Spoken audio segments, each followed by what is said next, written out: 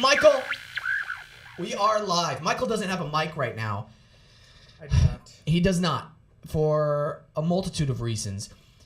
Welcome back to the first episode of Wesam's World in 2019 in the brand new studios at Adobe Radio here in North Hollywood, California. Super, super excited for you guys, for all of our new guests, for all of our new talks, for all of our new things that we're going to be bringing with Wesam's World. First and foremost, if you're listening to the show, you might be like, I hear a little bit of an echo, or is that an airplane? Well, guys, we're 90% done with the construction of our new studio. So it's not absolutely perfect, but we're getting there, and I wanted to put out a show as soon as possible. But next week should be better, and the following week should be absolutely perfect, because that's what we strive for here, perfection at Wesam's World. If you're watching on YouTube, you'll be like, Wesam, what are you doing? You have your poster taped to a TV that isn't plugged in, that still has the energy guide. Why? Because I want to show you guys we're still in a process of completion. It looks amazing in here, though. This is all built from scratch, and a special shout out to Brett and Katie and everybody here at Adobe for all the hard work they've put in. It's hard building a studio from scratch, guys. I don't know if you guys know this, but it's kind of hard. Construction is hard. That's what I've learned in the last 3 weeks. Construction is super, super hard. One of the biggest goals, I should say, for the show this year is I'm going to be talking about a lot of uncomfortable things that will make people uncomfortable, but I'm going to be doing it in a respectful way and with my guests that, in a respectful way, because I feel like that's missing with a lot of online social interaction. Wouldn't you agree, Michael? Yeah. Yeah, Michael says yeah. I don't know if you guys can hear him. You probably can hear him. He's trying his hard to scream. Side note, I could never see Michael getting angry or screaming at somebody. It took a lot for me to yell at my roommate. Really? Oh, you yelled at your roommate? He was a subletter who got real drunk all the time and puked in his room, and we had to clean up after him. I basically said, "Get out of my house," after he lost the keys. Oh goodness. And when I was collecting the keys at the end of the month. Yeah. And he's like, "No, I don't have them." Is this the guy who fermented his beer? No, different one. This okay, cool. Well, steps forward, I guess. No, seriously, guys. I want you guys to comment on what we're talking about and correct us if we're wrong.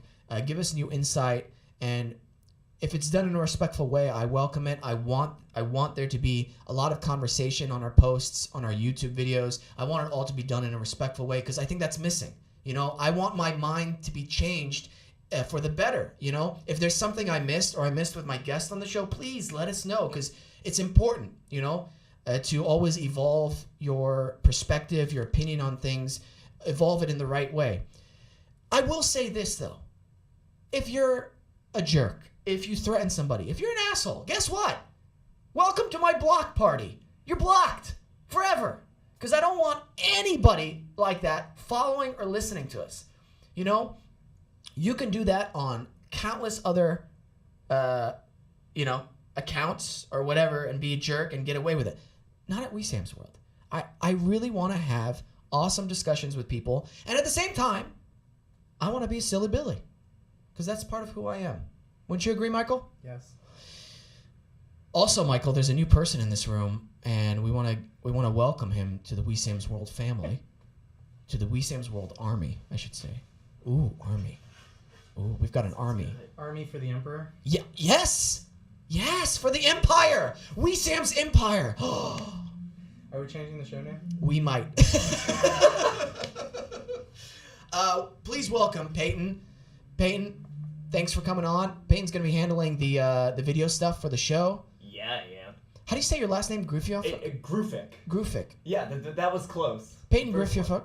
That was it. That was. I think I said the curse word. How do you say it again? Grufik. Grufik. Like groovy.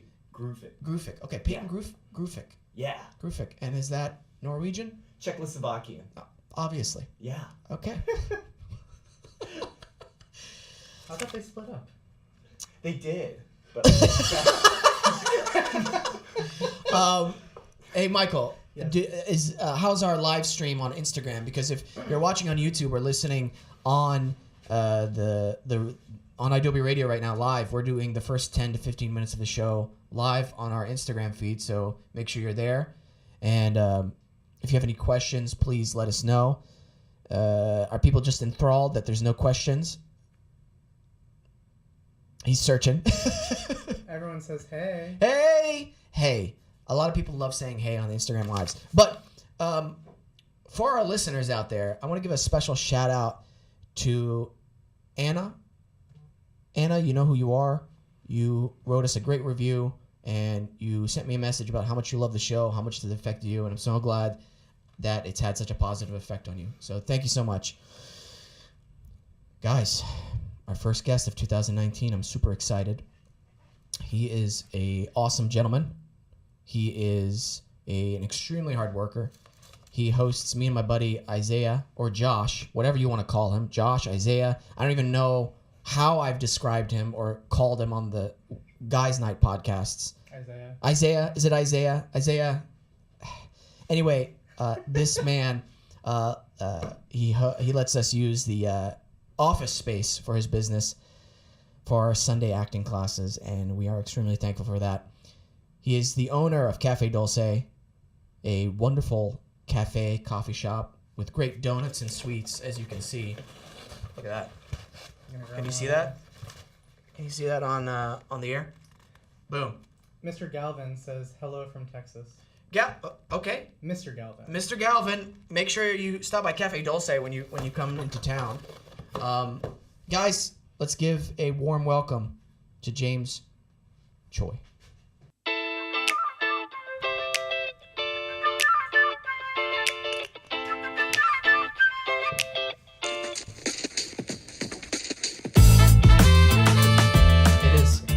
Literally every single guest comments on it. It was made by my brother William and his friend and music partner Riley.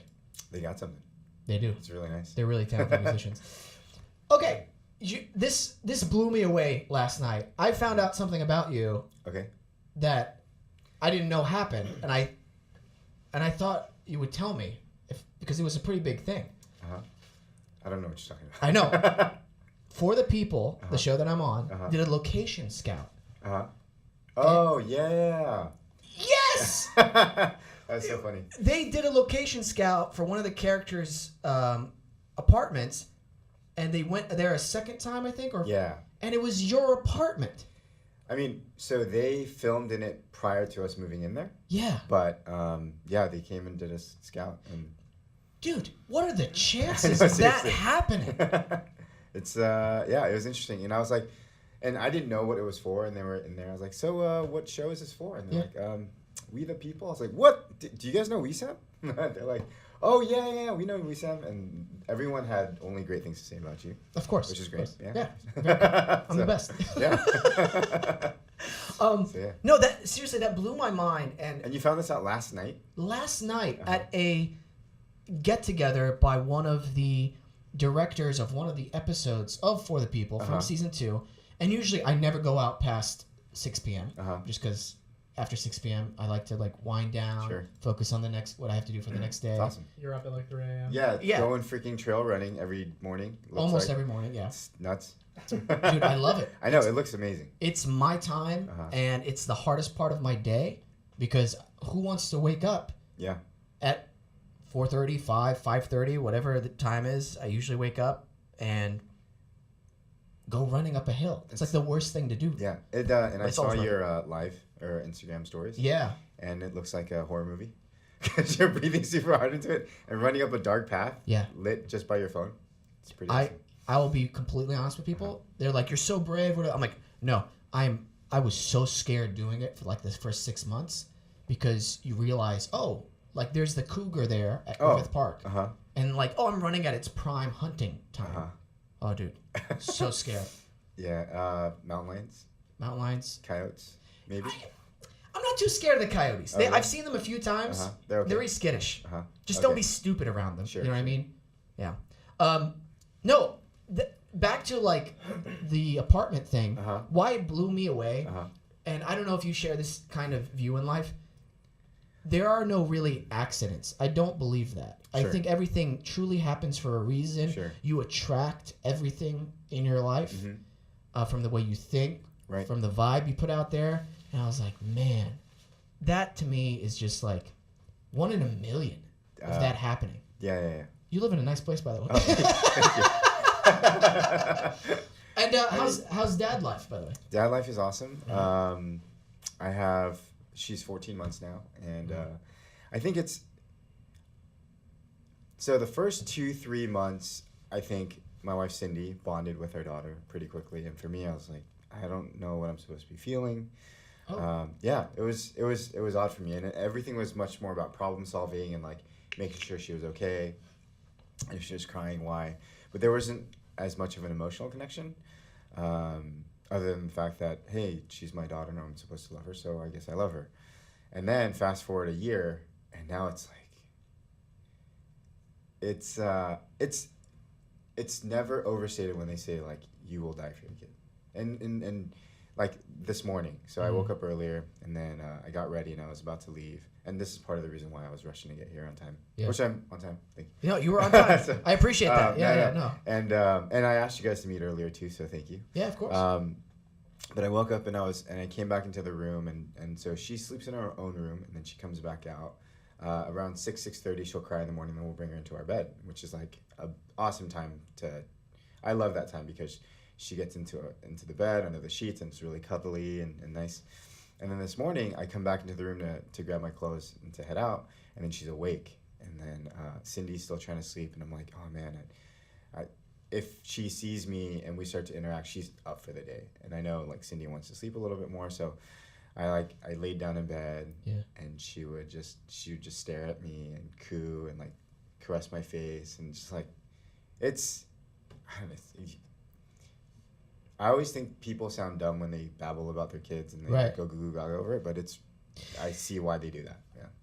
Obviously, I don't have any kids, but I get it. I feel like I can say this confidently just because of my profession. I feel like I'm pretty good at putting myself in other people's shoes. Do you know what I mean? Mm-hmm. I won't know the full extent Part of of it. your job. Yeah, exactly. But I obviously won't know the full extent of it until I have kids. Mm-hmm. But I mean, I get it. This person, without you, this thing dies. This person dies. You know what's funny too? I call it a thing. Yes, I know. I'm aware of that. I said it. No, it's what's interesting is I think part of the reason why you have such a strong emotional attachment to your kid when you look at it, him, is or you know, there's other. Okay, we'll get into that later. Okay. Yeah.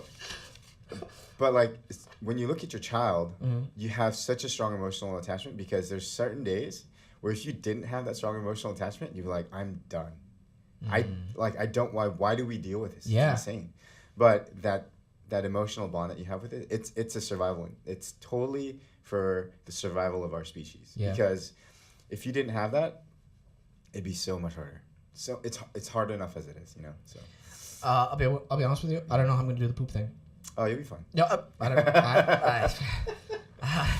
People have said that to me, and I'm telling you right now, I might have to buy one of those masks, like industrial like, masks to do that.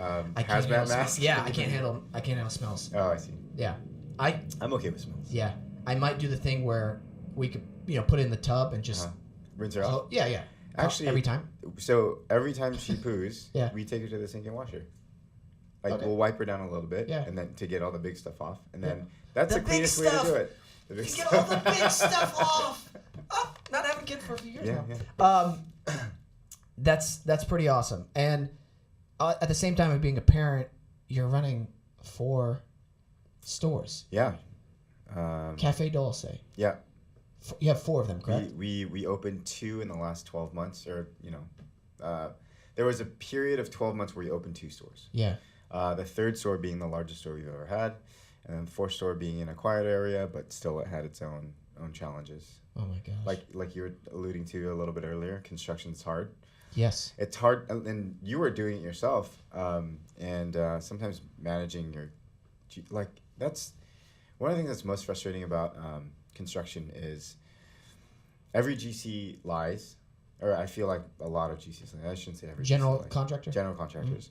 And so one of the questions I asked my contractor was like, what other industry can you lie to somebody and still expect to get paid fully? Right? Lie, miss things, like delays upon delays. So they told us they'd finish the construction in 8 weeks, and I was like, no way.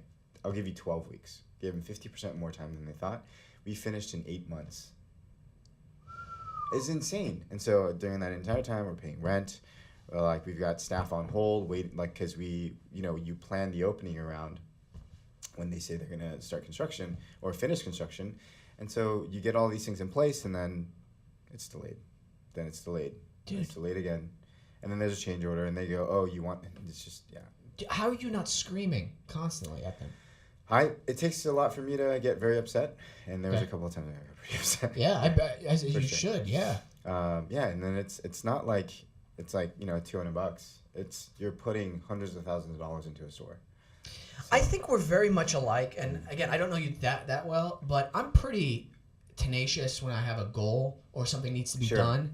I'm like, I want to finish it now or as soon as possible in an efficient way and do it correctly the first time and get it off the to-do list and move on. I don't like things to just hang around. Right. It drives me crazy. I feel like it's this thing in the background. Yep. Now, does my brother hate living with me sometimes because he leaves cups on the sink? Yes, absolutely. But to me, I'm like, are you done using it? Because if you're done using it, you should wash and put it away. And he's like, I might use it later. And I'm like, I might kill you later. Fair enough. I've said this before to you, and I want to talk about it on the show. Sure. We're both very family-oriented, and my family owned a business in Oklahoma for almost 25 years, basically 25 years. And we just sold it last year. Parents retired, and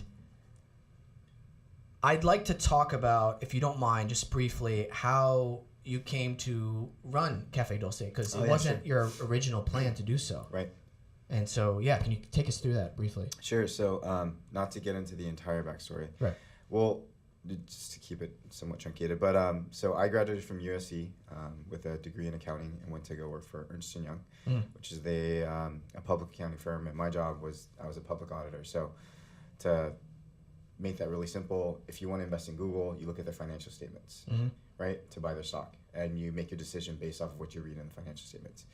We were the company that went in and said these financial statements are correct, or if they weren't correct, we would either tell them to make it correct. And if they didn't, we'd give the public an opinion letter that says these financials are not correct, in which then their stock price is going to tank because no one's going to trust them. I'm already confused. But but so basically, we vouched for the companies saying like these are correct or not correct. And so I did that straight out of college, but I also helped my mom because she had gone through some dark times with she worked for the Mirage Casino, and she went through some dark times with them. And she said, I'm never going to work for a company again. I'm going to do my own business. So there was a bunch of lawsuits related to that. And then I ended up helping her, after that was all done, I ended up helping her opening up a chocolate boutique in Stanford Shopping Center in Palo Alto. Yeah. Right out of college. Realized running a store is not my mom's forte. And this is all relevant. So because of that, I took a leave of absence or left and then helped my mom organize a store. We sold it, moved back down to LA. And then she went through some health issues with cancer, was in remission for about a year. And so she said, hey, now that I'm done with cancer, I'm going to open up a bakery. And I was like, why are you going to open up a bakery? You hated running a chocolate store. What do you think is going to be any different about opening a bakery? In the sense of like, I think her hardest thing was she was stuck in Korea of the 60s and 70s, where as an employee, if you're told if you're told that you need to do something, no questions asked, you do it, right? Because if you don't, you're fired, and there's no rights. And then in the U.S., it would drive her crazy because she has to tell people what to do. The same thing over and over and over again. I was like, that's just kind of part of managing people in today's world. And so she said, I have a partner for this bakery, and he's gonna run it. And I was like, okay, great. If you're just gonna be kind of the investor and what have you, and be the visionary and that's your side of it, okay, fine. The thing that was an issue was 3 weeks before we opened, the baker got into a big altercation, and then he was like, I'm out. And so we have a bakery that's built out, equipment that's purchased, and no baker. And my mom, as I know, is not a great operator. So I said, okay, Ernst & Young, thank you for having me back, because I actually went back to the firm. And I said, here's my 2 weeks. I have to go help my mom again. And so it was no baking experience, very little coffee experience, and we had to figure out how to do this. You felt that that loyalty and that was it an obligation feeling that you've got to go help your mom based on cultural things, or based on it's just the right thing to do for you? Yeah, I mean, I think culturally, there's something about being a dutiful son, you know, in the Korean culture too. But then the other thing too is, if I, you know, in terms of my family structure, it was literally my mom and myself. My father and my mom were divorced since before I can remember. I have no siblings. And then my grandmother had passed away a couple years before, which is why I think my mom got stressed out and had cancer and stuff. So yeah, I look at her support group, and we're in LA. All of our extended family's in Las Vegas, and so it's like she has no one else to turn to. So it's, you know, felt like an obligation. And so my friends will ask me, hey, if you were in that position, if your mom wasn't here, and would you have ever started Cafe Dulce? And my honest answer is no. Yeah. Because it's crazy to start a restaurant, or cafe or whatever, especially not knowing anything. And I think that's where the silver lining of this, the blessing that was unforeseen when I made that decision, was I would have never done it. But now that I did feel like I was forced to do it. You know, we've got 4 locations. We have a great opportunity to work with a ton of really talented people. I get to meet amazing people like you, which, you know, I'm not just saying that. I really, like, I would have never met you had it not been for Cafe Dulce. Right. Yeah. And Isaiah and so many other people. Who? So Isaiah? Don't know. Guy? Yeah. Shout out to Isaiah. He, I mean, it is an insane endeavor to do that. I mean, for those of you who have worked in the restaurant business, not even owned restaurant, it can be so stressful being a server. The constant, like, you have, like, if you're a busboy, or if you're the dishwasher, or especially if you're a cook, a line cook, there's so many things to do constantly. It's never ending. Yeah. I have a good friend, Jonathan Liu, who he's been in food, coffee, retail, service, hospitality for a long time. And then he recently went to work for WeWork, and then that didn't work out, so he was back in hospitality. What was interesting is he was saying that when he has his resume out, and he was like a manager for Blue Bottle and all these things. When he has his resume and he puts like restaurant manager on there, like, it doesn't get too much attention, or it may seem like a negative thing. But as an overall restaurant manager, the amount of skills that go into that, the amount of things that you have to do, everything from HR to like basics in networking, because you're always dealing with Wi-Fi issues and, you know, systems going down. You've got cost control, budgeting, forecasting. I said HR. You've got production. You've got operations, plumbing, electrical. Because when things break, if you have to hire somebody to come out and do it, like, it's $700 when. And then I'll sit there and watch them like, that's all you did? I think I can learn that. And then thank God for YouTube and stuff like that. Like, you can look up and figure out how to do stuff. Dude, you know how many times my dad would, like, fix little things in our restaurant, and it's like, and he would say, Wesam, if I ordered an electrician, it would cost like $300 just for them to come here and do this. I'm like, absolutely. I get it, Dad. Sometimes though, like, he would always do everything himself, and he worked himself almost to death in that store because of that. Restaurants are hard. This is a kind of a personal question. I hope you don't mind me asking, but after your mom passed away, right? During the process of you owning and working in Cafe Dulce, correct? What kept you in Cafe Dulce then? What was there ever a thought of selling it? Maybe going back to auditing? That's a good question. No one's ever asked me that. I think by the time when my mom passed away, I think we were like 2 years. Was that 2 years in? 2 years in. She passed away in 2013. We opened in 2011, and so about 2 years in, I think what I really loved and what I ended up finding through Dulce was community, and because, you know, and I'll say this over and over. We are so lucky that our first location was in Little Tokyo, because up until then, a business for me was you open a business, you make or buy things at a lower cost, and you sell it for a higher cost, and you know, add value to it, and then you make money. When we opened in Little Tokyo, we were slow, we're dead. It was like The Walking Dead through there. Really? I in my memory, I see tumbleweeds rolling through the village, and it plays in my mind. And then one day, 3 girls came into our store, nonprofit girls, Jesse, Janet, and Kristen. They're like, "Hey, welcome to Little Tokyo. We just want to come out and welcome you to the neighborhood." And you know, we are Jesse, Kristen, and Janet, and we run a nonprofit organization called LT Roots. And I was like, "Oh, what's LT Roots?" And she's like, "Our goal is to bring as many people to Little Tokyo as possible." And I'm like, "That's a nonprofit I can get behind," because the more people there are in Little Tokyo, the better everyone will do. Absolutely. And you know, that's our ticket to survival. And so I said, okay, you know, whatever it is you need from me, let me know. And so we donated pastries, we went to events, and we helped out, and we, you know, got connected and really introduced to so many people in the community through them. And so because of that, our store survived. And so what I realized was a community is so important for any ecosystem.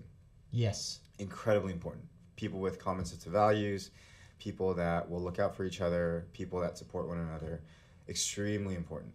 And then that kind of looking inward to our into our staff and our team, I started seeing guys that were really passionate about coffee, about being in hospitality, and that sort of thing. And I was like, man, I think this is something I can do. I really enjoy working with people and us figuring things out and figuring out how to serve people better. And then at that time, coffee was really, really starting to take root in LA, or third wave coffee. So specialty coffee was starting to become really big. So we were right there at the most exciting time of coffee, I think. And because of that, I think once my mom passed away, I was already fully engrossed in this industry now. Okay. And so, yeah. No, it makes sense.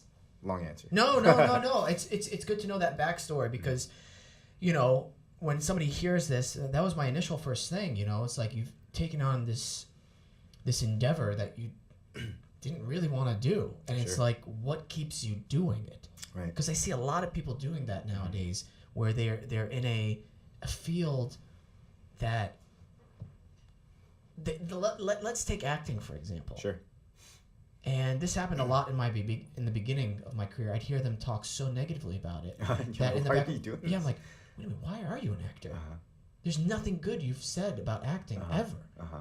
And so I think it's an important question people need to always ask themselves. Why am I doing the thing I'm doing right now? Why am I pursuing this? Why am I spending so much time and effort into this? Is there something I could change? Is this creating a positive effect on my life? I think that comes with awareness. And so I think that's lacking in a lot of people too. Right. Self-awareness, body awareness, awareness of your the space you take up too, you know what I mean? Right. How have you developed that type of awareness? Because I feel like running a restaurant, you need to have a heightened sense of awareness, because you're just dealing with so many things at once. Yeah, and I don't know if there's anything that I did particularly to try and develop it. I have a theory, but I want to hear your answer. Sure. I don't know. So yeah, I think it's just required, and I think maybe it develops because of this. I think this is one of my theories, because literally it felt like life or death for me with the success of the store. Yeah. The most important person to me walking into the store is my staff, of course, but also the people that come in that are going to be patrons of our business. Right. And so I'm very, very aware and keen to what their needs are. If we don't have something that they need or that they're looking for, do we have something else that could fulfill that need? And like all these things they go right back to what you were talking about is awareness, right? Yeah. It's to notice things. And a good friend of mine, June, who's also a restaurateur, he says, dude, a manager's job is to notice things. You notice if somebody's glass is half empty so that you can refill it. You notice if somebody has a credit card out because it looks like they're ready to pay and go. You notice if somebody left all this food on their plate means they might not have liked what they had to, what they ordered or what you served. And this is kind of creepy, but I remember when I used to work on bar a lot, and I still do this when I'm in the store, but if I serve somebody a drink, I'll like secretly watch them take their first sip. Because it's like that reaction, is it a visceral, like, did they love it? Yeah. Did they have a furrowed eyebrow? And if they did, maybe strike up a conversation and ask like, oh, do you not, how's the drink? If they say it's bad, then that's your opportunity to be like, oh, if you didn't like that, then maybe there's something else that I can serve you that, that you would like. And so I think my awareness kind of stems from that. It's like so hypersensitive about doing right by the customer so that we can succeed. Are we good with the 30-minute? Okay, cool. I'll just making sure. I forgot to put up my. Oh, there's my phone. We obviously it's still a work in progress. We're gonna have a clock up there soon for me. No, but my theory is this with that. It's trial by fire. Sure. Absolutely. You either survive, find a way to survive, or you quit and you die. Yep. I know those are very two extremes, but I think it really separates people. There are certain things that I've done in my life that have been trial by fire. I can think of like one or two things in specifics where I just failed completely. Right. And I'm like, okay, I did not survive that. Why did I not survive that? Working with my father in the restaurant since I was like 10, he's like, here, start Child labor, sweeping. there you go. Oh yeah, old school, great. man. Yeah. And we lived in like Tulsa, Oklahoma at that time during the 90s. So those people, they were like, great, yeah, put them to work. You know what I mean? They were totally cool with that, our customers. And still good, lessons in your child now. For sure. Yeah. Now, was working with my father probably one of the most difficult things ever? Probably, yeah. Yes. And I've said it to him multiple times now. And it's cool because like we've developed this great friendship together and this great, like we're very honest with each other when it comes to certain things. Working with my dad, who's going to come on the show at some point once he's all better. Dude, he's going to come and talk about his whole life story. But I'm telling you, man, when he'd be like, you're not sweeping right, it would drive me crazy. But then I get it. Sure. He's trying to show me the best way to sweep, why you should do it perfectly, and like the proper way to wipe down things, the proper way to clean. That's probably why you're such a perfectionist now.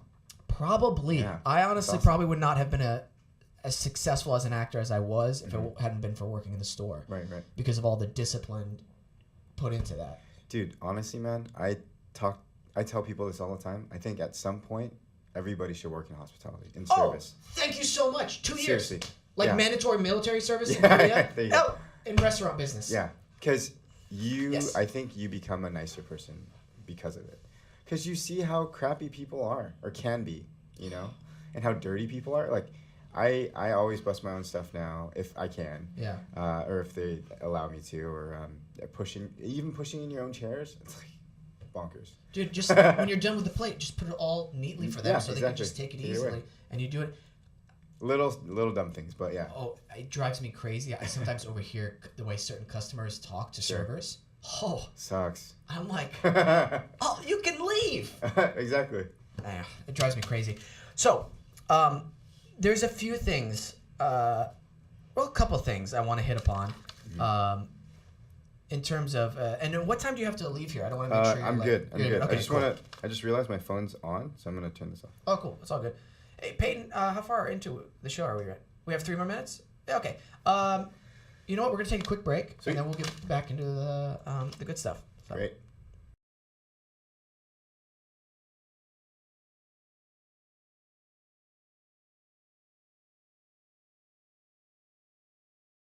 All right. I want to start off by saying this is what I want out of the show, is to talk about uncomfortable things. Yeah. And done in a respectful way. And the first thing I want to talk about is something you were talking about. Let's say, and guys, excuse us for the sound.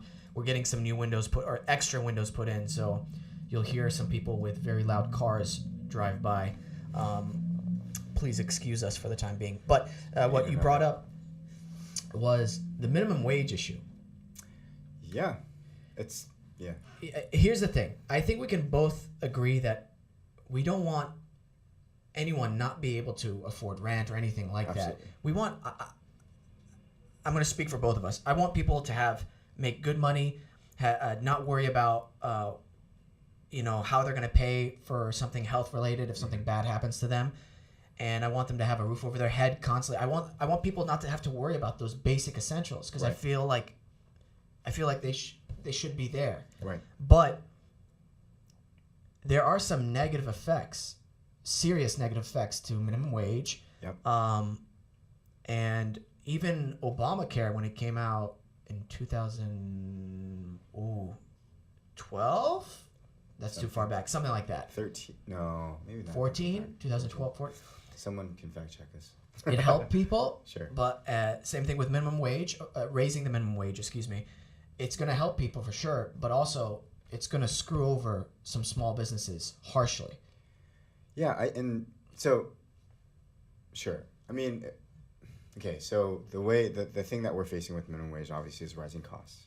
Right. And when people think, oh, a higher minimum wage is great for people, it's hard to say that it is. And this is really hard for me to talk about as an employer because, my staff may see this and they're like, James is just trying to be cheap or whatever. Mm-hmm. But that's not it. I mean, my number one goal is to keep the stores sustainable and going so I can continue to provide jobs for people that want them. If they don't want to work for us, that's a whole other story, right? But right.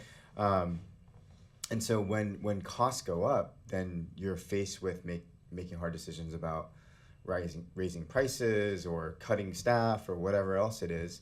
Because at the end of the day, no business is going to continue to run if they're losing money or not making money, right? Because even if the store is breaking even for an owner, then that's opportunity cost, right? I could be working at Ernst & Young for a salary, right? Versus running a store at a net zero, right? Yeah. So so the issue with minimum wage is people think it's just a raise in your minimum wage, and I think people are probably going to start feeling this now, or they see it already, but everything becomes more expensive, and it's not just because of your payroll. Now, we calculated for our largest store, USC, the $1 increase in the minimum wage was a delta of $70,000 for the year.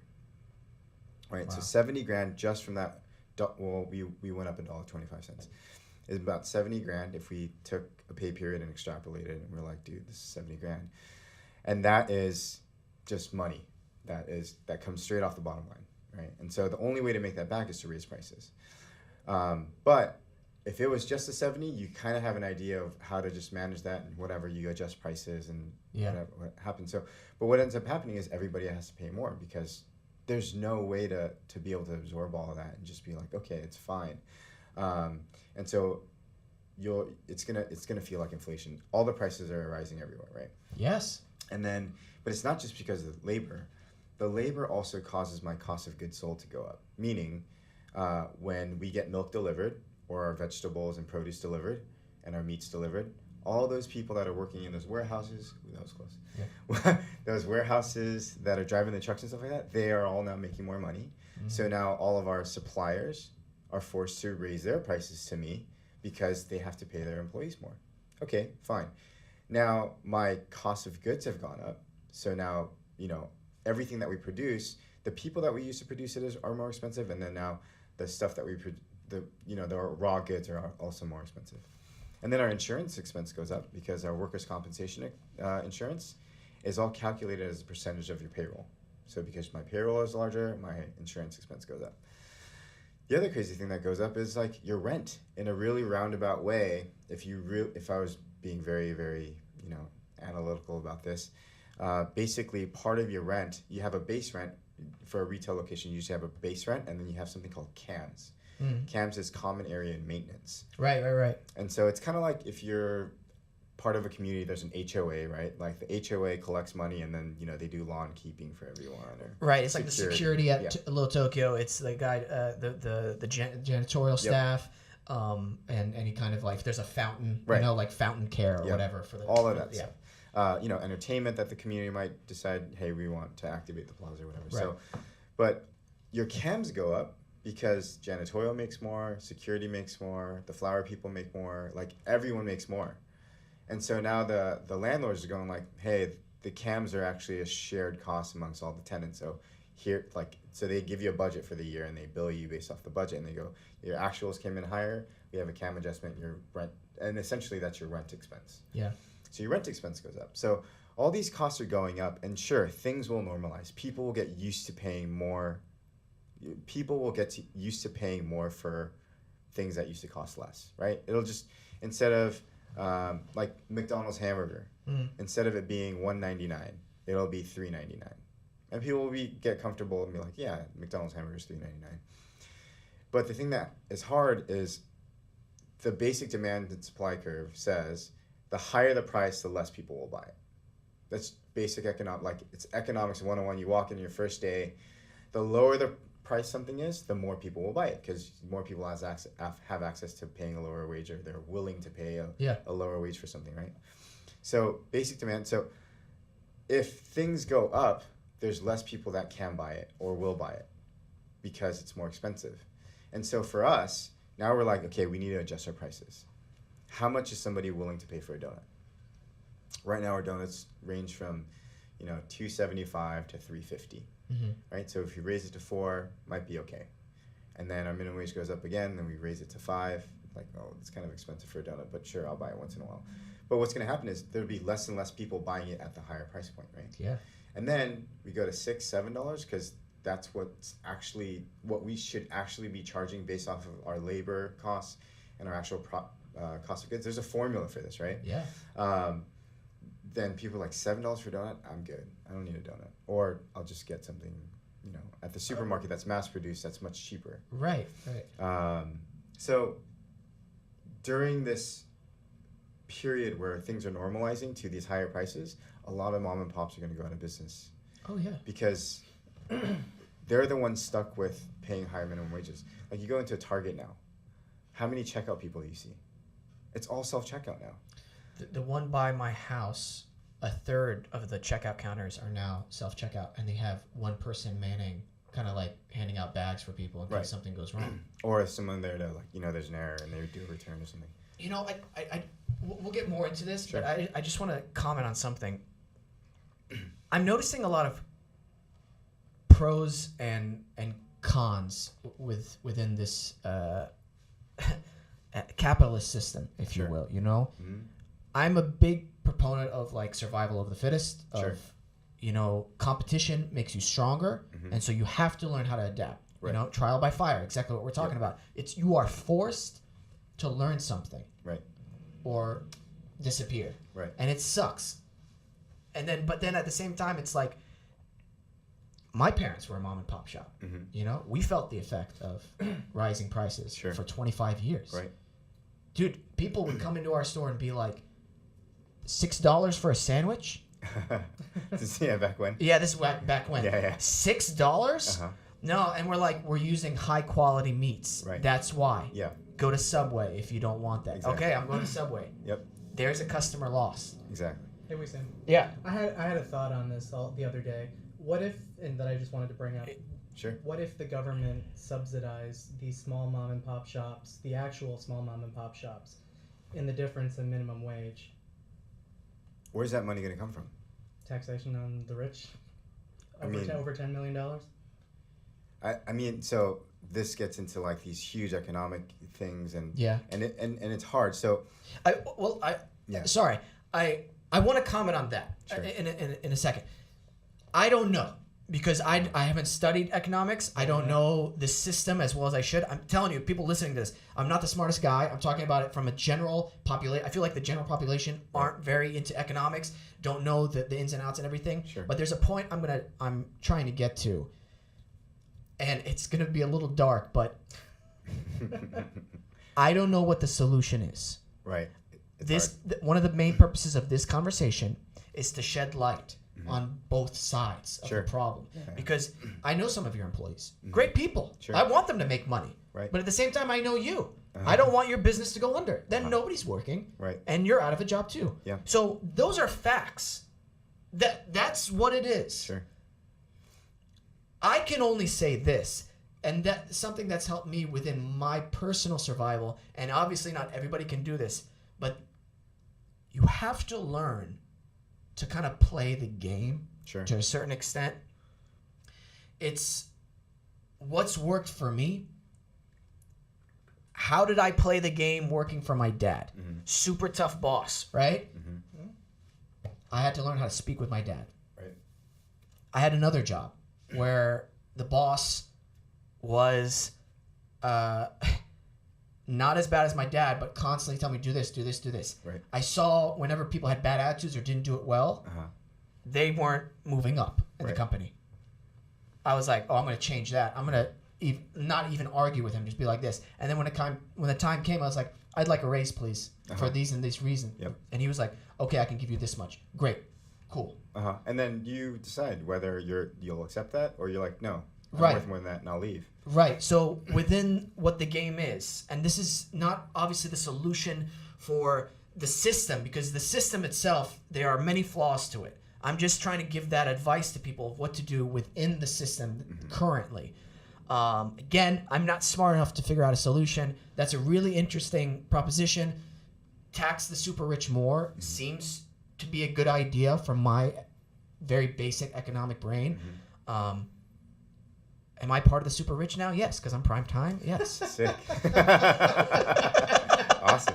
Now, do I kind of hate Michael for bringing that up? Of course. I do. I want to keep all the money. I'm selfish. I'm playing the game, Michael. But that's a possibility. I don't know. I don't know. I know that you're a very caring business owner, right? And so Well, I try to be. you try to be, but at the same time, it's a business. Yeah. That's the tough part. Like you have a family to take care of as well. Sure. I don't know. So, commenting on that, like, there's a lot to unpack there, right? So there's like, where is the money for if we were going to subsidize small businesses or whatever, and like in terms of like it's a business, but there's other things like when I see my business, I do see it as like family, right? And so like you try and take care, like you can talk to my managers how frustrating they get with me because I make it very, very, very, very difficult for them to fire somebody, because like it's like, hey, if we hired somebody, we chose to extend an offer to this person based off of what we thought about this person. So if we thought they were going to be great, and sometimes they don't work out and they're not great, and then and it's hard for everybody, but if we've committed to working with somebody, then it's our job to work with them and to help them improve and get them to the place where they'll be helpful to us instead of being more of a burden to. And I'm not just talking about me. It affects them a lot more than me because they're the ones working shoulder to shoulder with them every day. So, but I make it really hard for them because it's like you don't fire your kids. Like your dad never fired you from being your son. He fired me from the store plenty of times. But you can't just give up on people. So that's, ask any of our managers. They're like we really need it. And then there's other times that you're like, no, this person's really a cancer to a lot of people, so you got to cut them out. But so in terms of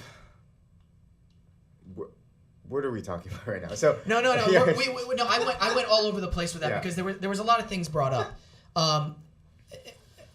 We taxing the rich. We were talking about that. That I don't know if that solves it. Do you know what I mean? Right. So what are you doing? Here's my question to you. What are you doing to kind of help your staff at the same time while still trying to maintain this business going? Sure. So in terms of our staff, we're keeping with the minimum wage increases. And so the way we've also set things up is that, each of the stores are different companies. So technically 26 employees or more, you have to be at a higher rate right now in the phase-in process. But we honor that across the board. Yeah. Whether you had a small store or a large store. And then, I think one of the biggest things servers live off of is gratuity left by customers. So we focus on, better hospitality, which is a win-win for everyone. Hopefully your better hospitality and your relationships with people that you build will help increase your, the tips that you get, and that helps people. And so I don't know, that's not anything to retire off of, but that helps. And then for us, one of the things that I'm doing, I guess, is I'm very, very hesitant to raise prices too quickly. And so we really haven't touched our prices over the past 2 years. And we're getting to a point where like we have to increase prices or else this will not become, won't continue to be sustainable. I feel you. And so, but that doesn't mean I held back the would-be profits from the staff. They still got paid.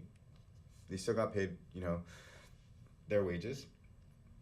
And basically the stores took a hit to the bottom line. And so, we're at a point where like that's not something that we can continue to do while continuing to have a healthy system. And the other thing too is like people think that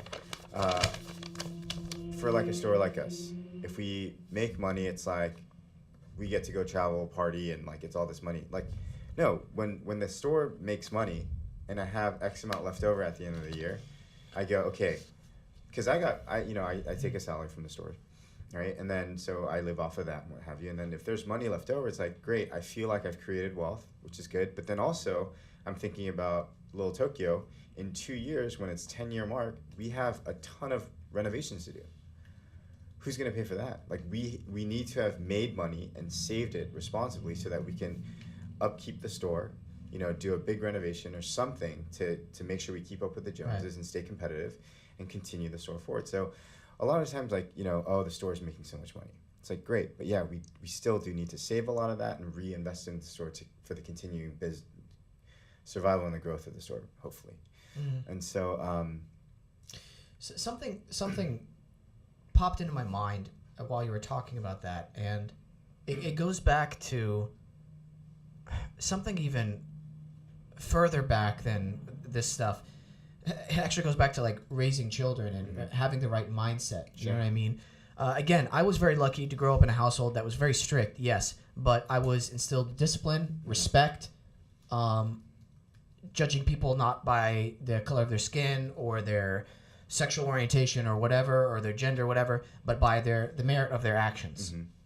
And that's developed into the person I am today, and also it's developed into my professional career to the sense of, if somebody's paying me more money, or let's say, hey, I got a little bit of a wage increase. Right.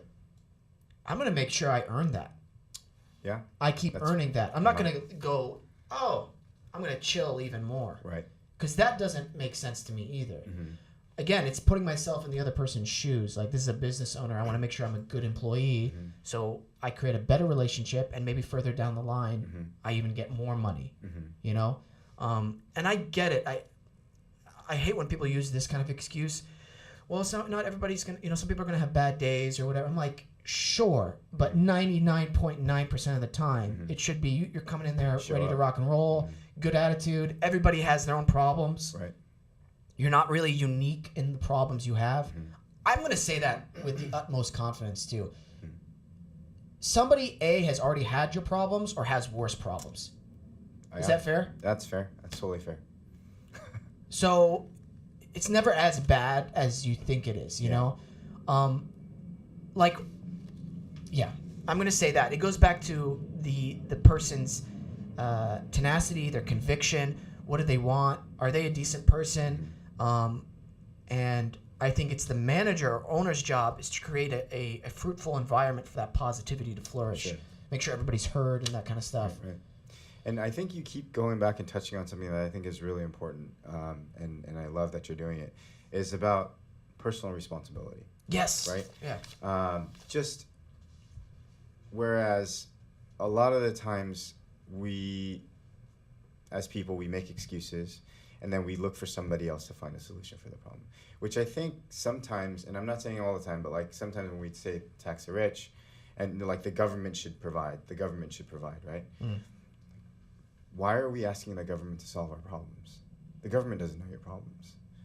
The government has so many people, like the business of government is politicians getting into office, right? Like, or getting elected or whatever else it is. Like, they don't know your individual personal problem. They can't solve your problem for you.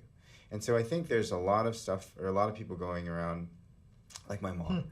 It's interesting. And I think this goes back to my mom. So my mom worked her way up through America. She immigrated to the U.S. in the late 70s. worked in Las Vegas for years and years and years, worked as a blackjack dealer, made her way up to a baccarat dealer, and was making $100,000 a year back in the late 80s. Whoa. Because tips were huge, right? And she saved a ton of money. And then, for someone that came to America. So, like, she ended up helping my family build apartments in Korea, or like one small apartment in Korea where my mother's side, they got to live in and like rent out and what have you. And then when the Mirage opened up, she was like, I don't want to just be a baccarat dealer. I'm going to go for this international marketing hostess position. So she took a huge pay cut, because now over there, no tips, it's just salary. And so she went down to $40K, more than 50%. And then Wow. she worked as that. And then what ended up happening is, not to get too much into the weeds with it, but there was a part of her job was to bring, when whales come over to the U.S., right? Like people with high net worth individuals internationally come to the U.S. to gamble or whatever.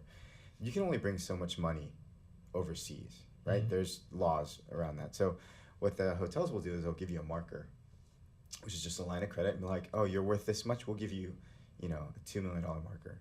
And so part of their job was to go back, because you're going to lose. And that's how these casinos make a ton of money. And their part of their job was to go back and find illegal arrangements of getting money back into the States. Mm. That was just a part of her job. Everyone did it, And then so she got caught doing it, and she was like, this is part of my job. And then the Mirage turned around and said, oh no, that was a rogue employee. We don't condone this type of thing. Mm-hmm. And she spent time in jail in Korea. Whoa. Went through sleep deprivation because they wanted her list of like clients, right, of her whales, because it was very shunned upon to be doing this sort of thing, to be squandering your wealth over in the States instead of like keeping it in the country. And then and so like I think that had a huge effect on her, but she didn't turn and make excuses and ask other people to solve her problems for her. She got through the lawsuit. They settled, and then with that settlement, she's like, I'm not going to work for another company ever again. I'm going to do my own thing. I'm going to work for myself. Yeah. And the great thing is, we're in a country where you can do that. Yeah. Right? Entrepreneurship is celebrated here, right? And so because she did that, maybe she didn't see the Graceland, but I'm benefiting from that because of the steps that she took, right? But again, she didn't turn around and ask somebody else to solve her problems for her. She was responsible for her own actions. And she was like, this sucks, but what am I going to do about it? And I'm going to do something else about it. Yeah. So yeah, I think when we, and the other thing too is like, I think the most effective and efficient person with money is the person using it, right? You're going to use your money the most effective and most efficient way you see fit, right? You're going to invest into a studio, you're going to build, you're going to, spend your time and efforts and money buying equipment and whatever into this podcast because you think you're going to create value out of this, right? Right. But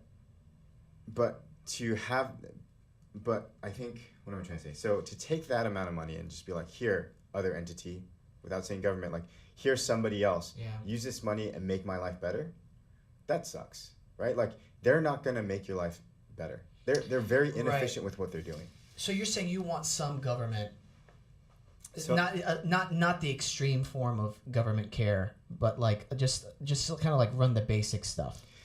I think we need national security, obviously, right? I think there's... Here's my personal opinion. Mm-hmm. I think there's a balance Sure. to everything, and that balance is not clear and cut, Mm-hmm. especially for a country as large as the USA. Mm-hmm. It's too big. Russia's too big. I think there's way too many cultural differences from when you go from like West Coast, Middle America, East Coast, So and different. then within that, Might as well be different countries. It really should, in my opinion, should be split up. I know that's very controversial, but I really think so.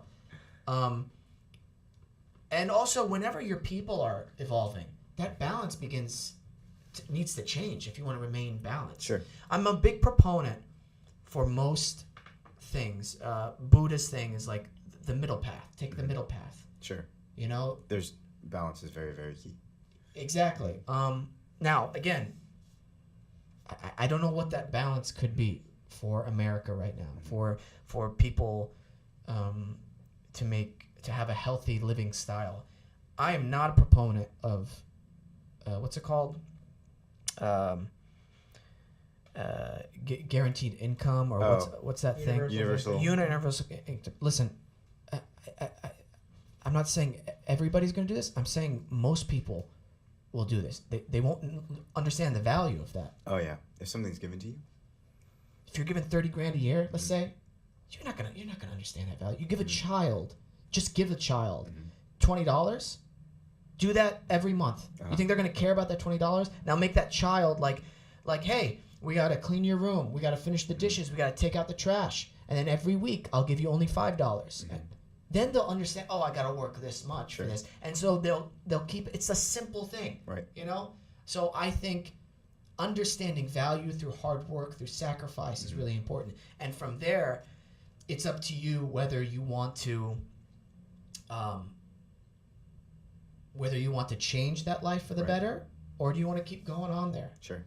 But extreme ownership, again, it's the Jocko reference. The Jocko Willink. Yeah. Well, that guy's always up at 4 a.m. like taking pictures of his watch. He's all about extreme ownership. Have you read his book? I have not read his book. I've listened to a bunch of his podcasts. Oh, dude, his book is a must-have, especially for a business owner as yourself.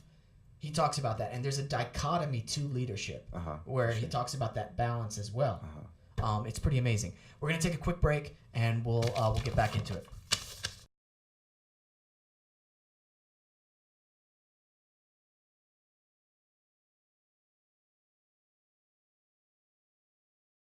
Mr. James.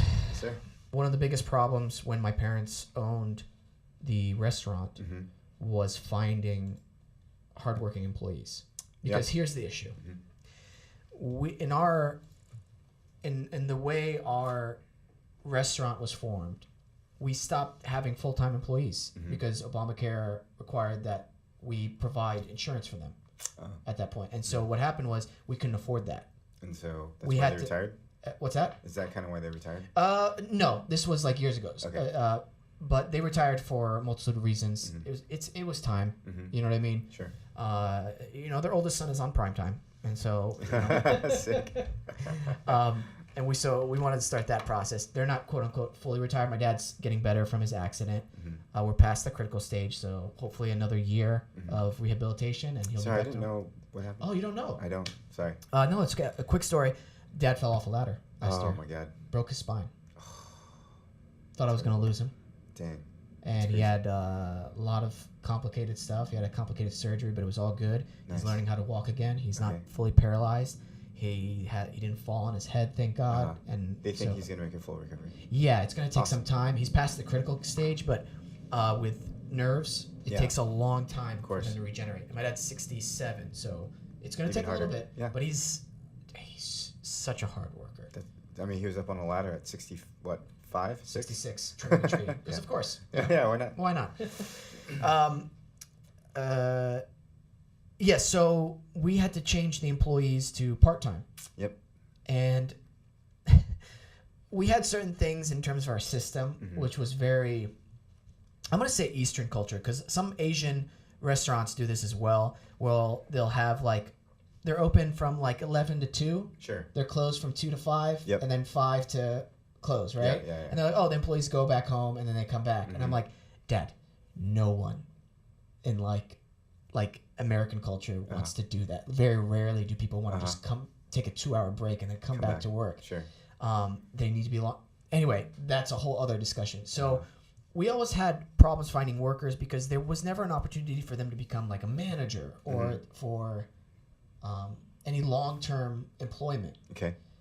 And so we were always cycling through people. Yeah. And the people who would come work for us, they're just there for a quick buck. They don't care. Sure. We're trying to drill it into their head. So the majority of our workers were kind of it was hard working with them, to say the least. How do you deal with that? How do you deal with a difficult employee, for instance, or somebody who's not up to par? Does that start at the hiring process, so you kind of mitigate some of those risks? Sure. I think we benefit from a time and place where food and hospitality is now seen as a legitimate career. And then also we benefited from coffee having this mystique, right, about learning how to become a barista and learning coffee and what have you. So one of the things so that attracts a certain type of person that may or may not, maybe a little bit more inclined to be committed to that sort of craft, right? Where it's not just you're bussing stuff, but you're actually taught to make a drink and taught about coffee in the industry and where coffee comes from and why it's important. And so that kind of helps. And then, we try to hire people that have a predisposition to being happy and hardworking and responsible for their own actions. Hopefully we can screen them well enough for that. And then the other thing is, in terms of, I think part of the question was retaining employees. Yeah. That's one of the main reasons why we opened more stores. Mm-hmm. So we had Little Tokyo and what we call DULCE for number 2. And, at that time, a lot of our managers today at our stores were still in school. And so, this was a part-time gig for them. And then as they were graduating, we're like, I don't know what I want to do. I don't see myself working in a corporate structure. I don't think I'll be happy there. Or I've tried other things. I thought I wanted to go into nursing, but I don't. And so they go, but I really like this coffee thing. And so it's like, okay. And then, like you said, you believe things happen for a reason. Then we started getting opportunities for these locations that we thought would be great. And so it's like, this person is going to leave unless I create a position big enough for him to stay. And so we opened USC Village, and that gave space for Eugene to become a manager there. And he waited a long time because, again, construction took forever. Yeah. But after we thought, great, we'll open in the summer. He just graduated, he'll go on. But he waited another several months, making very little, working at a store just as a part-time or whatever. And then once I was like, hey, you'll start making your salary once the store opens. That's the only way we can absorb it. And and then, the 4th location gave space for me to give one guy the 2 locations because they're very close in proximity and whatever. Right. And so that gives him an opportunity to earn. And then our store, because we have these other ones that are potentially going to make money, now I can take a step back and I'm going to have to manage the other stores a little bit more.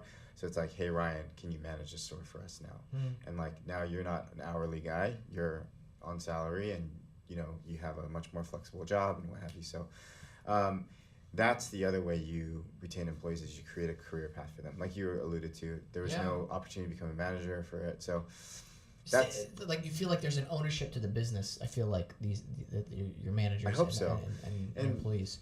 I think it's an African proverb. Thomas Kong always says this to me, but alone you can go fast, but together you can go far. And that's always stuck with me. When he said it, I was like, dude, that is so good.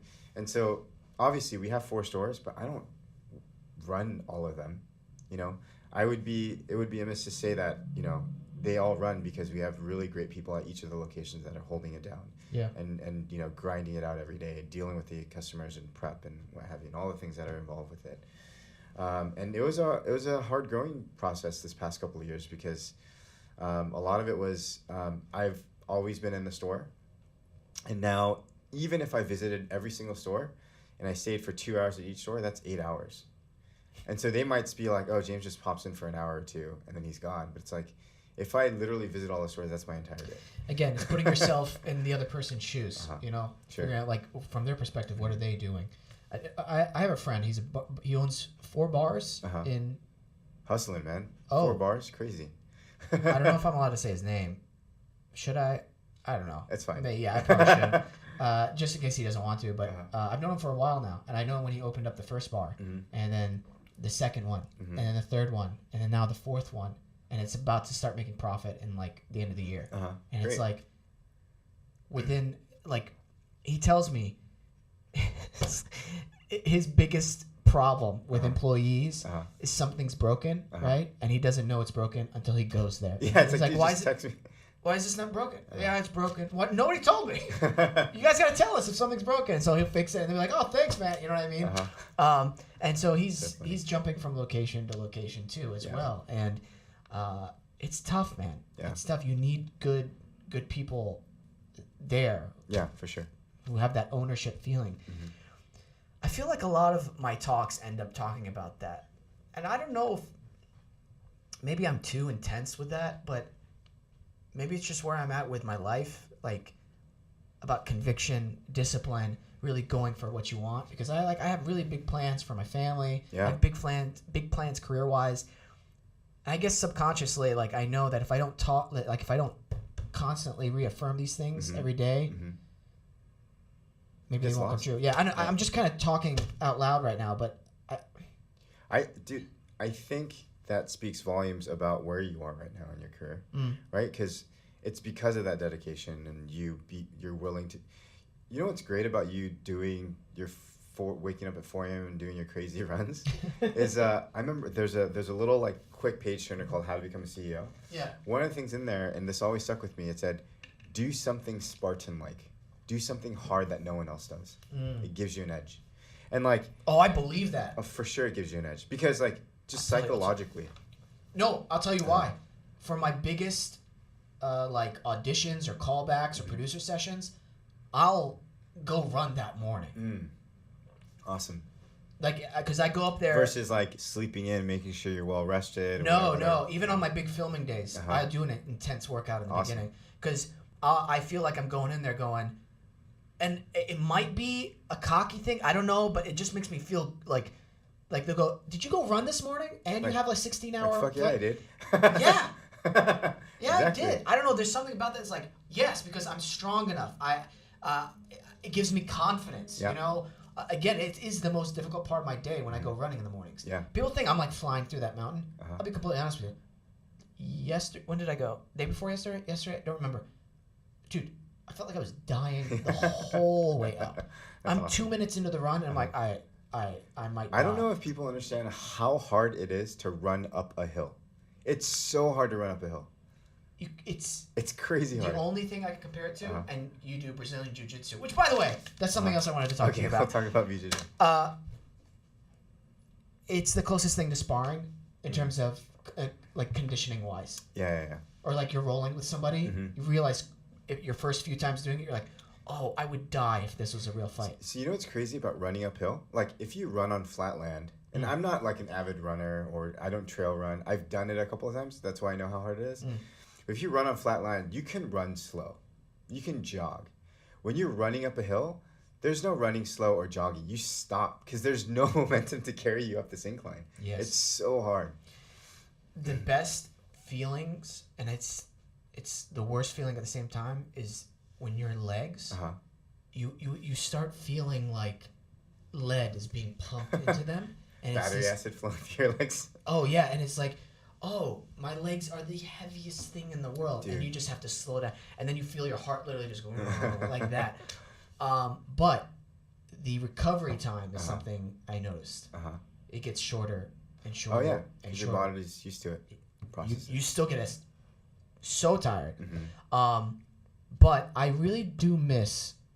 I really wish that Brazilian Jiu-Jitsu class was closer, the one I audited with you. Yeah. You know what happened to me at that? What happened to you? I don't remember his name. Some guy went a little crazy during the practice things. He bruised my rib. Oh, I think I do remember you saying this. Dude, so upset. Because bruising a rib is so painful. Like, it's hard to breathe. You sneeze, it sucks. At the end of the class, I was like, I could only roll for like one more time. I can't move correctly right now. Dang. But I loved it. Are you still doing it? I am still doing it. I'm so jealous. It's fun. Dude, you should find an academy or a school around here. I'm just worried because this face has to be in pristine shape. That is true. That is true. I don't mind wearing like the gear and stuff. Yeah, I wear a head bra all the time. What I do mind is the other people. I don't know. Again, everybody in that class was awesome. Except that one guy. I think so, and maybe this is when you can start, but I think for people that want to get into jiu-jitsu and are worried about getting injured, Joe Rogan talks about this all the time, but it's like it's the only sport where you can spar 100% and make sure everyone's still safe. But where most injuries happen, I think, is the first 6 months. Is because you don't understand the different positionings that are compromising, and then when your first 6 months, you're rolling with other people that are probably first 6 months. And so there's guys that think they're really athletic and they'll do these explosive movements. But if you're doing an explosive movement in not a safe way, that's when you get injured. Yeah. And so I used to come home with like a bruised eye and like gi burn on my face and stuff like that pretty consistently for the first 6 months. And my wife would always be like, "Why are you doing this?" So I'm like, it's really fun. But it is. That's the thing, though. If I wasn't acting, Mm-hmm. I would be always doing it because it's such a natural thing for humans to do. It's like wrestle and grapple. Yeah, it's like it's very, very. What do you call it? It's cerebral because you're always thinking about it, but it's very instinctual. No, what am I trying to say? Very like. Caveman. Yeah, that's what I'm trying to get to. Like. What's that word? Caveman, like, yeah, our listeners are going crazy right now. They're like screaming. Vocabulary sucks. But anyways, it gets you on a visceral level. Like, you just. Oh, yeah. Yeah. But what was cool was whenever, obviously it was just one class, but whenever we were showed a certain movement, it was the one where you can grab somebody by the back of their neck and keep your elbows in and kind of hold them close to you while they're on top guard or on the mount. Yeah. And you just hold them with their neck, like if you just keep it like that. I'm like, oh, that works very well. That's all I knew how to do the whole class. But I learned one thing. I was like, all right, I can do that. Everything else I can't do. Yeah, but going back to it, after your 6 months or a year, you understand things that are proper to do and things that are dumb to do, and then you stop doing those, and very, very like seldom that I'll come home with like a bruised eye or whatever. So yeah. Also, it's a big stress reliever, and it's a confidence booster, knowing that, like, cool, I'm doing something that makes me a little uncomfortable, a little nervous, you know? I was nervous doing the class because I'm like, oh, man, this is a great feeling. I like that feeling. It makes me feel, quote-unquote, like a white belt. I love that feeling going into things because it keeps me on my toes, man. Yeah. Keeps you sharp. Like, okay, heightened sense of sensitivity, right? You're just super aware of everything that's going on. And then afterwards, best feeling in the world, doing something that made you uncomfortable, that challenged you. And I think life is a lot about that, right? It's with. I know the sounds, guys. I'm so sorry. Once we get these windows in. And you know what? No, I'm not sorry. Because you guys got a great episode, and you might hear an airplane or a motorcycle, so not sorry. No, but it's jiu-jitsu is awesome because it replicates life a lot. It's about being comfortable with being uncomfortable. Yeah. Right? And that's one of the greatest things. I did Taekwondo for years, you know, and it was very similar to the fact, like, oh, this person is going to kick my head off if I don't move away or block properly. And that's part of life, too. Oh, yeah. For sure. I'm telling you, what's funny is when I started getting better at sparring is when I got kicked in the face. And I was like, oh, okay, that hurt. Oh, you're saying it getting kicked in the face made you better at sparring. Yeah, because I was like, okay, I got it out of the way. Yeah. I got the worst that could happen to me. I kind of got knocked out, not fully knocked out, but I was like, oh shit, okay, you know? And I was like, okay, all right, I know what to do now because I don't want that to happen again. Again, it parallels to life, to all your endeavors. I think, you know, again, back with Cafe Dulce, I'm sure you had some stuff that you tried doing and it just kind of like flopped on its face. You're like, okay, what did we learn from this? Or what can we improve? How can we fix this right now? Do you get worried about raising your child in this kind of world? Yeah, a bit. I mean, so... Yeah, you definitely look at things a lot differently. I mean, with the whole teacher strike that's going on right now. Oh, yeah. That's really interesting. Education. Education is huge, right? Dude, sorry to interrupt, but I was just going to say, like, not everybody is lucky to have good parents, right? You know, or to have financially stable parents. And I think that's part of it too, right? As again, we're relying on some other entity to be responsible for the education of our kids. I'm like, no, because I'm going to know better about what my kid needs than any large governing body, right? hopefully, and I think more parents should have that mindset. Like, you are going to be the best steward of your child, no one else, right? And so, and then so that's tough. Like I really feel like teachers right now are striking for the right reasons, right? Class size is too big. They should be better compensated. I mean, what are the other things that they're striking for? Class size, if I'm not mistaken. Class size is too big, better compensated. There's just like, there's too much bureaucracy that they're dealing with. I saw one of the, and before it's like, teachers need to be paid more. Great. And they should be striking for that, right?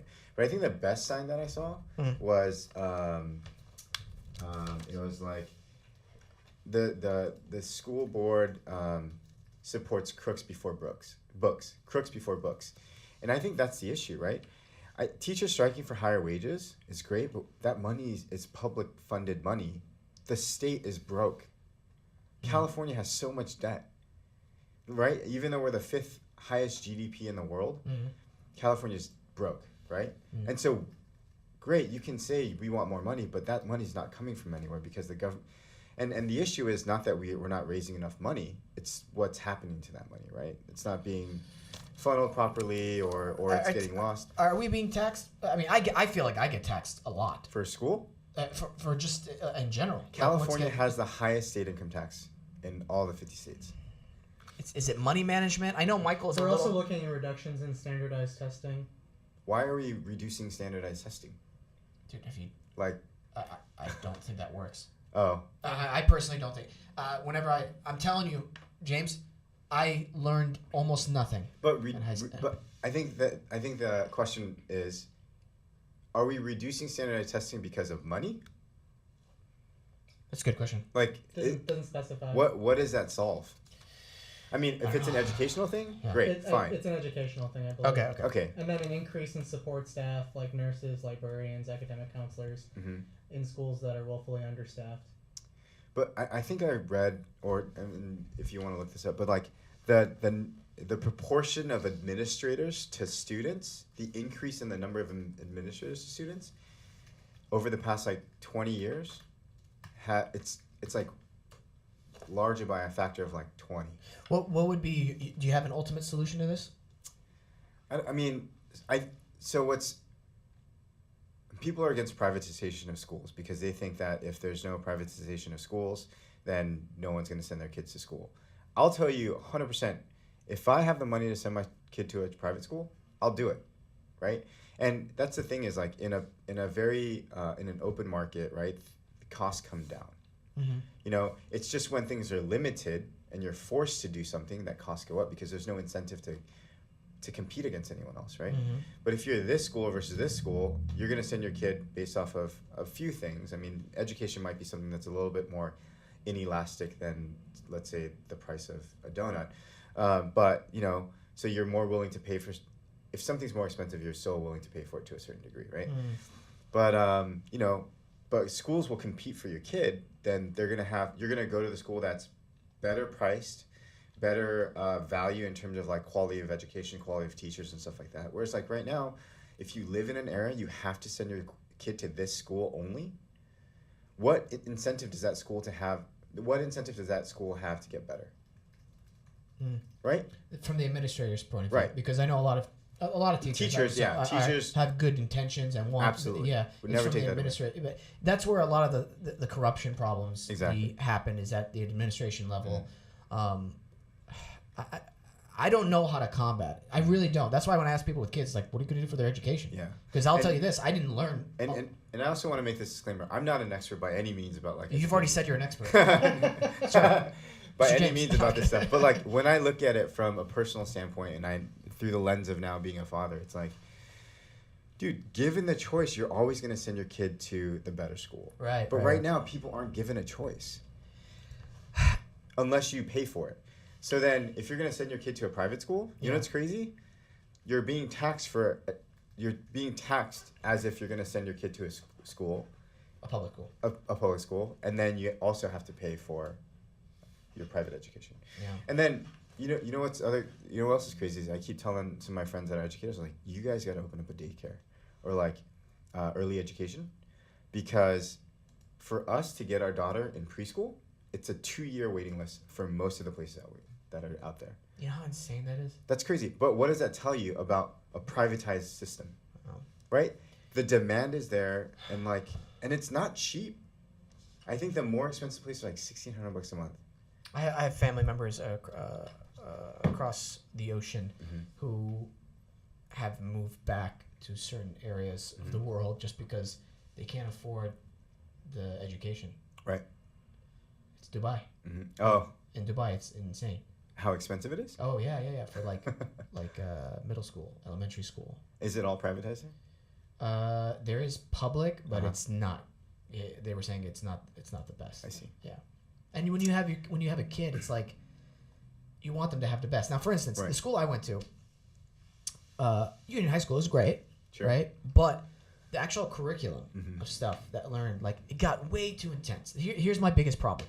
I basic math, yes, everybody should know addition, subtraction, multiplication, division. Sure. We don't need. I've never used algebra.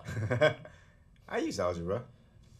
Okay, like how intense is the math that you do? For a specific. Okay. Not terrible. But it's like the really intense math you're using calculators for, correct? And you kind of know how to do it on paper, and that's fine. But like for the majority of people, going into like calculus, trig, algebra 2 even. Like okay, guys, maybe basic geometry is great to know because that's like that's applies really to simple life. stuff. Right, exactly. You can apply that to life.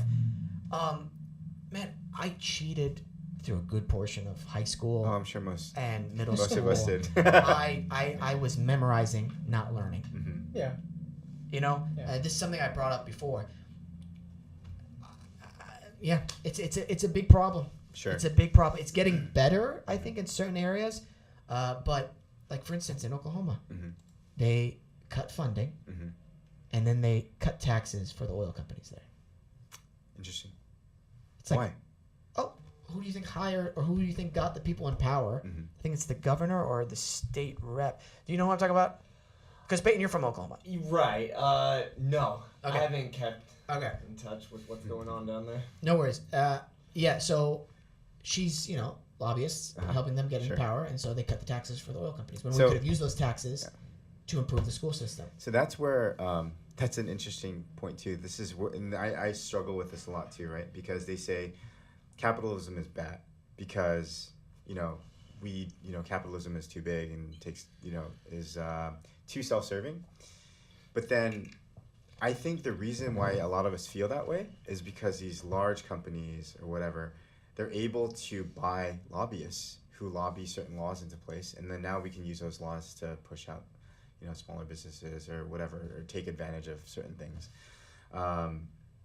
Whereas that should be out of government completely, right? Like, we should not be able to lobby these people, right? They should be in office not because they got greased, but because they have certain values that they're going to put in place and abide by. Right. Versus us, them having their own self-interest, right? That's kind of a market in itself. Yes, and it drives me crazy. Yeah. I mean, again, I've mentioned this before. I'm running for emperor. I will vote for you. Yes. I will have a council of czars who are actually smart at what they do, intelligent, they're educated, and fix a lot of the problems. We're going to take another quick break, and then we'll be back to wrap this up.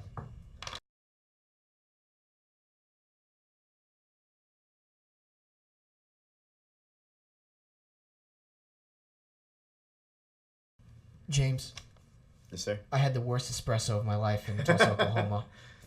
I almost pooped my pants from it, and I'm not going to name the place, but they served it to me in a one of those plastic throwaway cups. Oh, interesting. So I was like, okay, that's fine.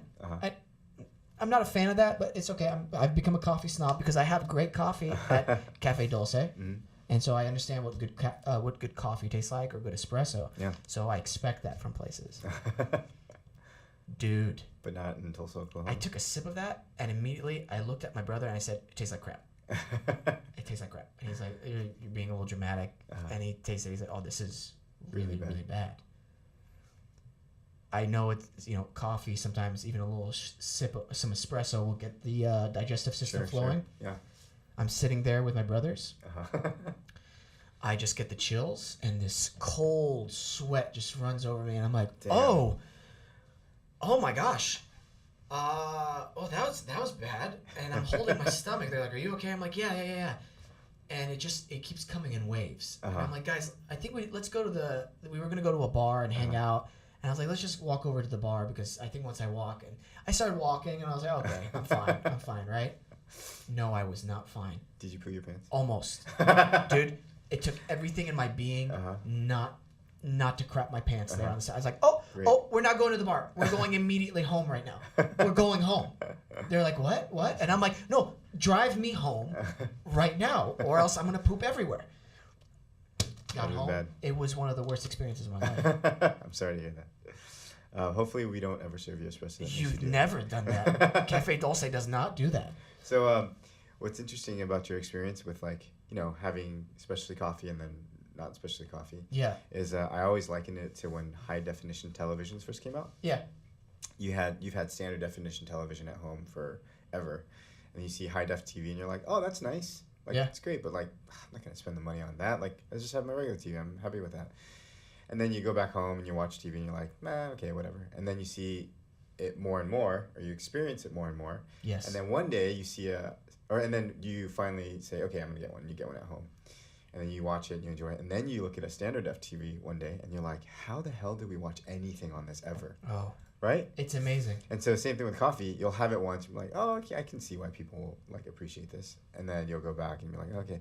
And then once you have it more and more and more, and then one day, and then you haven't had the previous non-specialty coffee ever, and then you go back one day and you're like, what were we drinking before? Yeah. Oh, I am such a snob when it comes to, especially with sushi places. Oh, yeah. You got one shot with me. For sure. One shot, because it's raw fish.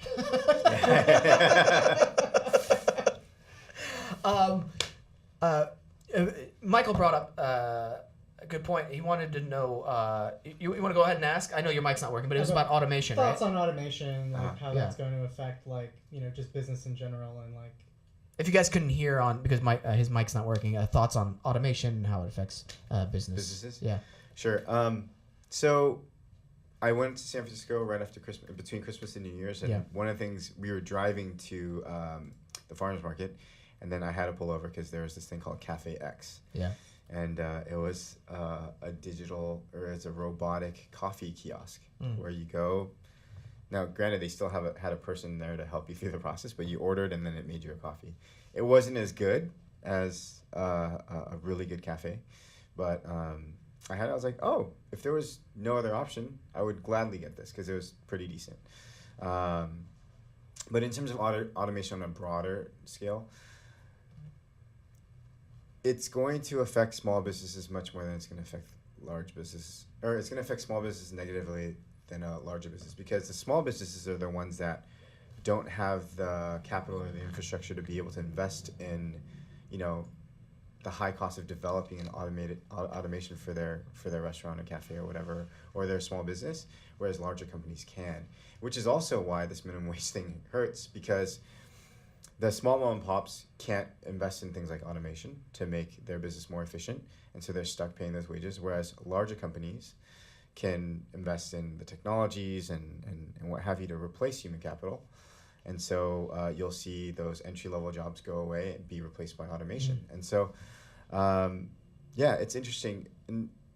But I don't think technological advancements been happening in the U.S. for the past 20, 30 years, like at a crazy clip. Right. And so, but that doesn't mean there's any less jobs now. I think... Ooh, buzz. What was that? Yeah, you guys hear that buzz? I heard that buzz. That wasn't mine. But might be a cell phone thing. Yeah, I think we're good though. And we talk about jobs being shipped overseas or what have you, but that's just because labor's cheaper over there. And so I don't know. I think even though automation happens, there will still be plenty of things people will have to do, or people should do. 100%. I agree with you, and I think it goes back to one of the things I was saying earlier. Play the game. Understand the system and work around it, work through it. If you have goals of changing that system, awesome. Go for it. If it's for the betterment of everybody, I support that. Yeah. I don't have those ideas. Mm-hmm. So I am working within the current system, evolving with it, Sure. and playing that game and rising above it and making it work to my advantage. Right. Ownership. Exactly. Extreme ownership. And I encourage all of our listeners to do that. It creates character. It creates discipline. It makes you a better person. It makes you more empathetic. Sure.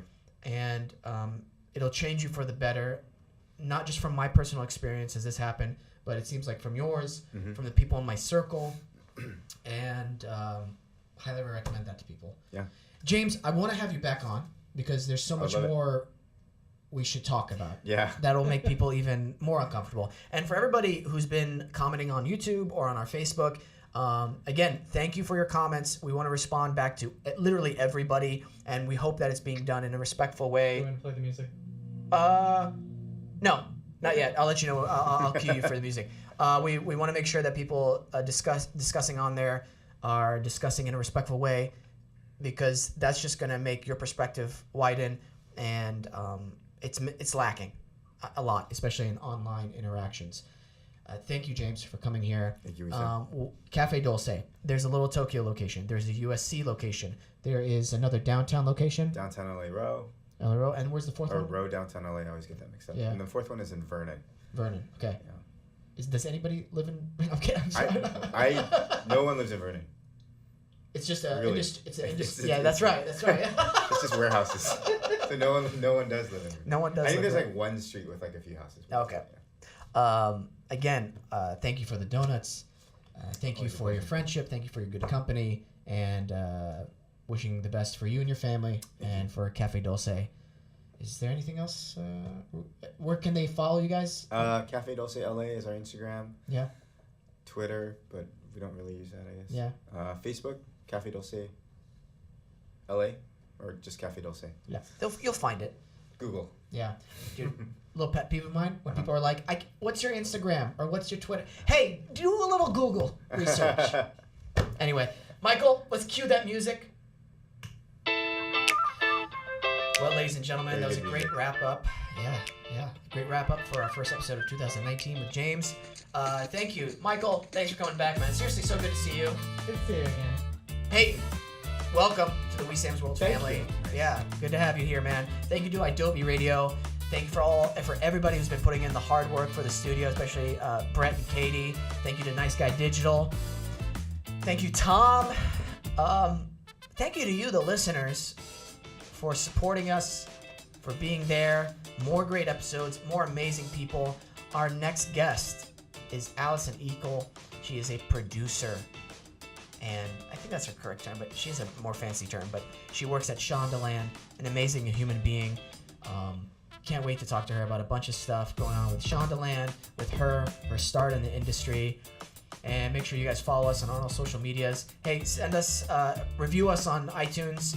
Follow us on YouTube. Send me an Instagram picture or a tweet, whatever, that you've done that. And I'd love to respond back, and thank you for the support. We love you guys. Take care. Always remember to listen, think, and then talk. Yeah. Yep.